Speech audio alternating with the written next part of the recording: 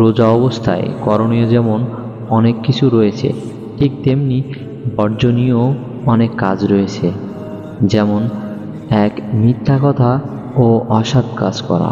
রাসূলুল্লাহ সাল্লাল্লাহু আলাইহি সাল্লাম বলেন, যে ব্যক্তি রোজা রেখে মিথ্যা কথা এবং অসৎ আমল বর্জন করে না, আল্লাহ তাআলার নিকট তার ক্ষুধা পিপাসার কোনো মূল্য নেই।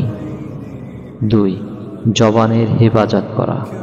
রোজা অবস্থায় বেফায়দা অনর্থক কোনো কথা বলা যাবে না, অন্যকে গালমন্দ করা যাবে না, অশ্লীল কথা বর্জন করতে হবে।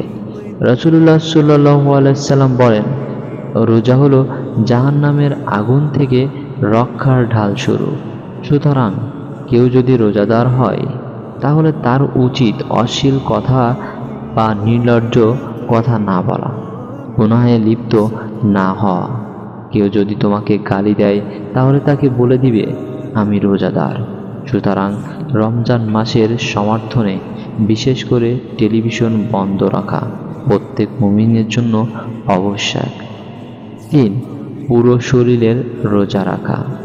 রোজা অবস্থায় হাত, পা, কান সহ পুরো শরীরের যাতে রোজা রাখে এমনভাবে কাজ করতে হবে, অর্থাৎ এমন যাতে না হয় রোজা রাখা ও না রাখার দুইটাই বরাবর।